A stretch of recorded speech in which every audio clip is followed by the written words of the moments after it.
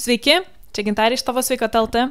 Ir šiandien aš jums papasakosiu 5 galimas priežastis, jeigu laikotės badavimo arba protarpinio badavimo, 5 priežastis, dėl ko jūs galimai nenumetate svorio. Jeigu numetate, puiku, bet jeigu svoris nustojo kristi arba naudojatės protarpiniu badavimu ir jis nekrenta, tai tos priežastys 5 bus labai jums pravarčios. Tai numeris 1. Tam, kad iš tiesų pradėtų, jeigu norite laikytis badavimo ar protarpinio badavimo ir jūsų tikslas yra, pavyzdžiui, sumažinti svorį, tai yra sumažinti riebalus, ar ne, mes norime nemažinti savo svorio, kaip pavyzdžiui, raumenų, ar ne, mes norime sumažinti riebalus, geriausia nuo pilvo. Tai realiai visas tas efektyviausias laikotarpis, kada prasideda jau, efektyviausias ir didžiausias riebalų deginimas, yra, kai mes nevalgome bent 18 valandų. Tai realiai jums reiktų pabadauti 18 arba 19 valandų, kad tas riebaliukas pradėtų efektyviausiai degti. Ir viena iš priežasčių, dėl ko žmonės galimai nemato, kad ties riebaliukas iš tiesų mažėtų, tai yra žmonės, kurie badauja 12 valandų, 14 valandų, 16 valandų. Ir taip, šitos valandos jos duoda naudą, duoda sveikatingumo naudą, šiek tiek pasidegina riebalas, bet tai nėra tiek daug efektyvu, jeigu badaujate tiek valandų. Tai numeris 1 patarimas būtų, jeigu tai yra jūsų situacija, tiesiog pabandyti bent kartą, bent porą kartų per savaitę pailginti laikotarpį, kada nevalgote, ir minimaliai tai turėtų būti 18-19 valandų. Tai čia numeris 1. Dabar numeris 2, tai yra organizmo pripratimas. Jeigu jūs pripratinote organizmą, kad valgote, 2 kartus per dieną tik tais, jeigu pripratinote, kad darote 16 valandų badavimo tarpą kasdien arba gan reguliariai, tai ir jums nustojo kristi svoris, tai labai galimai priežastis to yra, kad organizmas prisitaikė. Organizmas mėgsta prisitaikyti prie visko, mėgsta prisitaikyti prie blogo maisto, ką valgome, kai neduodame blogo maisto jam valgyti, jis irgi prisitaiko. Ir lygiai taip pat organizmas prisitaiko prie jūsų reguliarumo valgant. Tai jeigu jūs vis dar savo mintyse turite, kad turiu turėti fiksuotas valandas, kada valgau, kada nevalgau, tai meskit šitą nusistatymą į šiukšlinę, tai labai yra sena mokykla ir yra jau nemažai tyrimų, kurie sako, jog kai mes paduodame savo organizmui nereguliarumą, kai jis nežino, kada mes valgysime, kada nevalgysime, tada jisai iš tiesų duoda efektyviausius rezultatus. Tai dėl to, jeigu jau įpratinote savo organizmą, kad, pavyzdžiui, 16 valandų kasdien nevalgote, tai pakeiskite režimą. Suvalgykite pusryčius, nedarykite iš vis protarpinio badavimo keletą dienų, padarykite 24 valandų badavimą, vieną dieną darykite 18 valandų tarpą, kitą dieną 14, kitą dieną iš vis nedarykite, o dar kitą dieną padarykite dienos badavimą arba netgi ilgesnį, ar ne? Tai aš čia tik tais, mėtau tokius pasiūlymus, ką galite daryti kitaip, bet pats principas yra, kad nepadarykite meškos paslaugos kūnui ir nepripratinkite jo prie labai reguliaraus laiko, kada valgote ir kada nevalgote. Tai čia numeris 2. Dabar numeris 3 yra iš tiesų tai, ką valgote, kai nebadaujate.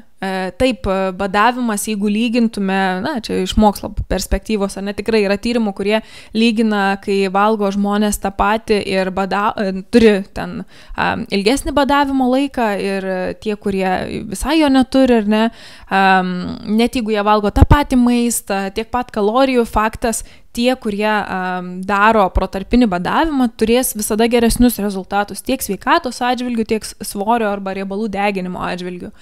Bet vis tiek nereiktų būti naiviems, nereiktų vaikytis tos vienos piliulės, kuri mus išgelbės ir mūsų sulieknins, ar ne.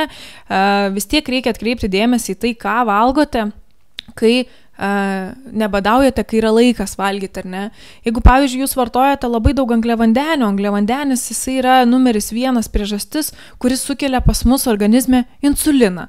Na ir gal čia skamba moksliškai, bet esmė tame, kad kol jūsų organizme yra dideli insulino kiekiai, tol jūs nepradėsite savo organizme, tol nepradės jūsų kūnas deginti jūsų riebalo, kurį turite kūne.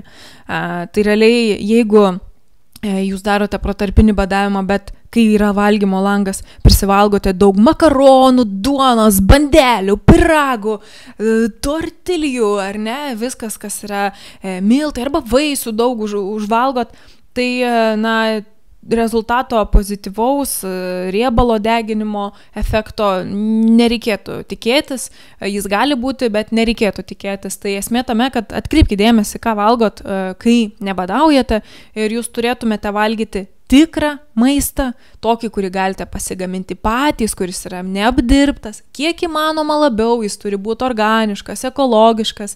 Jeigu tai yra mėsytė, idealiu atveju tai yra mėsytė, kuri yra iš gyvūnų, kurie maitinosi žole, o ne antibiotikais, ne pesticidais ir taip toliau. Ir visas tas maistas, kaip ir minėjau, na, neturėtų turėti angliavandenių pertekliaus. Tai čia numeris 3. Atkreipkit dėmesį, ką valgot. Dabar numeris 4 yra iš tiesų įdomus atradimai, bet nemanau, kad čia mums kažkokia naujiena, ir tai yra toksinai. Toksinus mes gauname iš maisto, ką valgome, ir toksinus mes gauname iš aplinkos. Tai realiai net jeigu darot protarpinį badavimą ir net jeigu ten praktiškai nieko nevalgot arba turit labai didelį kalorijų deficitą ir taip toliau, nors kad protarpinis badavimas ar badavimas veiktų nebūtinas, yra kalorijų deficitas beje, bet realiai net jeigu ten darot viską ir sportuojat ir praktiškai nieko nevalgot ir badaujat ir taip toliau ir svoris nekrenta, labai atsižvelkite į tai, kokią aplinką turite. Jeigu skalbėte savo skalbinius su ten kažkokiais Ariel ir taip toliau dalykais, jie yra chemikalai. Turėtumėte naudoti ūkinį namų muilą, ar ne?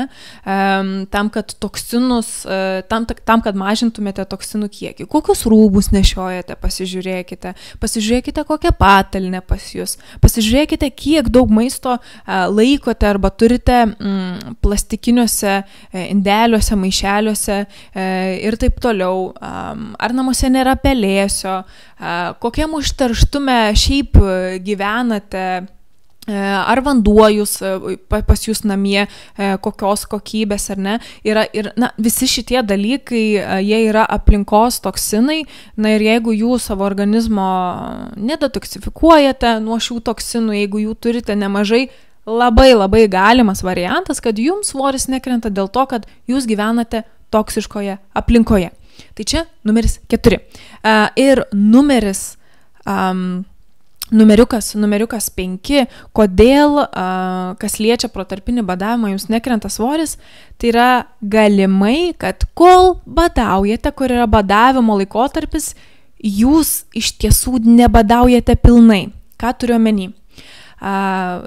Jeigu jau kalbant apie visiškai švarų badavimą, tai jūs turėtumėte galėti gerti tik juodą kavą, tik mineralinį ir tik vandenį, kurie yra be jokių priedų, be jokių ten saldiklių, be jokių skonių, be jokių nieko.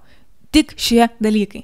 Jeigu jūs valgote, pavyzdžiui, be cukrelgumą, jeigu įsidedate saldiklių į kavą, net jeigu tai yra stevija, eritrotolis ar kiti dalykai, kurie nesukelia gliukozės ar ne mūsų kraujyje, net jeigu tai yra ten augalinis pienas jūsų kavoje, net jeigu tai yra citrinukė vandenyje, net jeigu tai yra tam tikri vaistai ar papildai, ir net jeigu tai yra, pavyzdžiui, arbata, kuri turi tokį kvapą arba saldumo atspalvį, tam, pavyzdžiui, vaisinė kokia arbata ar ne, visi šitie dalykai galimai gali būti priežastis, kodėl jūsų badavimas nėra toks iš tiesų efektyvus. Tai tiesiog siūlyčiau tokiu atveju atsisakyti šitų dalykų, save truputėlį suimti į nagą, taip sakant, ir pabadauti, paturėti tą badavimo laikotarpį švarų ir pasižiūrėti, kaip tuomet jaučiatės. Tai tiek žinių, ačiū labai, ir iki kitų susitikimų.